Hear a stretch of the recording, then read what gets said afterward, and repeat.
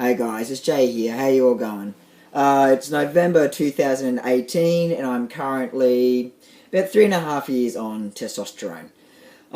So today I'm going to have a talk to you about outing yourself at work and the response that you get. So you all know I work in a little tiny supermarket in a little small country town on the Sunshine Coast. I kept myself stealth there for a good 6 months. Then last Friday, the week before, I kind of got a little bit sick of feeling suffocated. As you all know, I go through patches of being stealth and then not being stealth and then being stealth and not being stealth.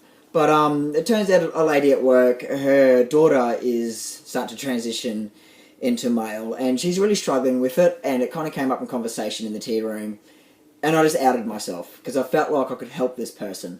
And while I outed myself to this person in the tea room, there's also other people in the tea room that heard the conversation, and I had nothing but support. Nothing but support once again.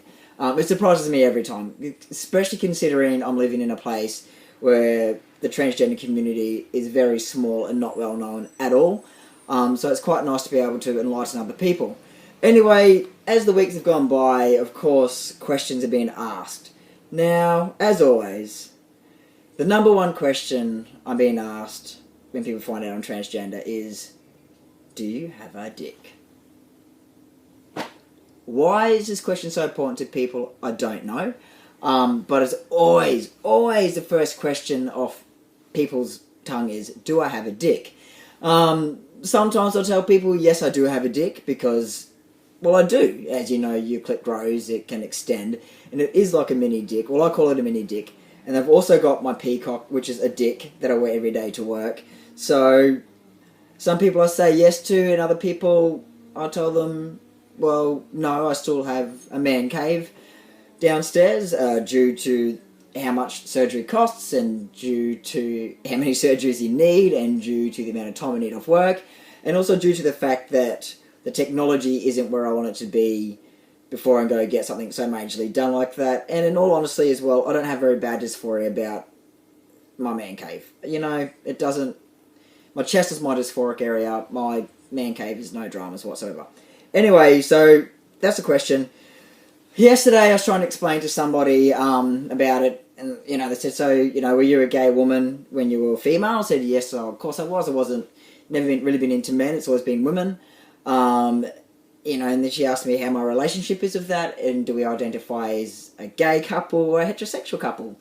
And I turned around and said to this co-worker of mine, well, do I look like a gay woman to you? Do I look like a woman, let alone a gay woman when I'm with my missus? And she's like, well, no. So then, we're in a heterosexual relationship. And her response to that was, well, technically, you're really in a gay relationship because I haven't got a cock and we've both got vaginas. So that means that in her eyes, my girlfriend and I are in a gay relationship. Now, this did not sit well with me, yet I did not bite back, because that's not how you handle things.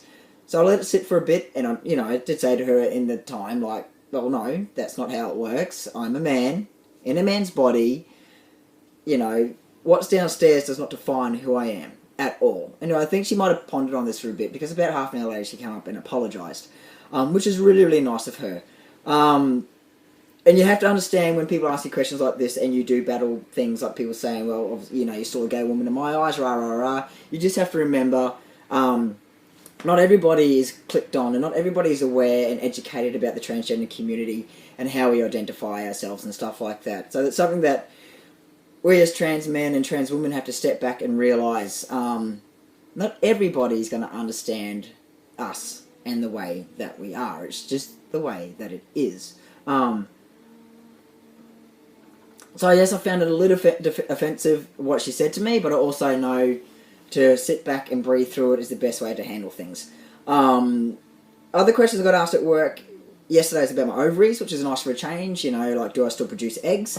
Can I have children if I want to have children? So we spoke about that a fair bit. But yeah, the dick question, it's just... And I was talking to a mate at work who's a gay man, and he's like, it's like when I turn around and say to someone, oh, I'm gay, and the first question they ask gay men is, well, does it hurt to get it up the arse? And it's just kind of like, it's no one's business at the end of the day. Your sex life is no one's business, and it just astounds me That's the only question people seem the most concerned by is your dick. So do they gender us by the way that we look and sound, or do they gender us by what's between our legs? You know, we just have to remember, like I said, not everybody's educated about it, so breathe through it when this happens to you. But I'm very lucky and I'm very grateful to have support I have at work. No one cares. Once again, I'm surrounded by nothing but support. And another quick touch up on the relationship that I'm in. Now, she had never been with a woman, let alone a trans man. So this is to do with the downstairs man cave dick thing that we're talking about right now. When we, entered into this relationship, I was aware of that. And if anything, the only person that was holding back in the bedroom due to this was me. Obviously, she knew I was trans when we started dating. And she's never had any problems with what goes on downstairs, like more than comfortable with everything. So there are open-minded people out there that will accept you and love you for all that you are. Just remember that, because I know it's very daunting in the bedroom at the start, especially being with someone that hasn't been with a woman, let alone a trans man, and giving them the time to adapt to your man cave downstairs and all that stuff. So have a bit of faith in yourself and still a bit of faith in the human race. There are good people out there. I hope you're all doing well. Keep safe, and thanks for following. I'll chat to you later. Ciao.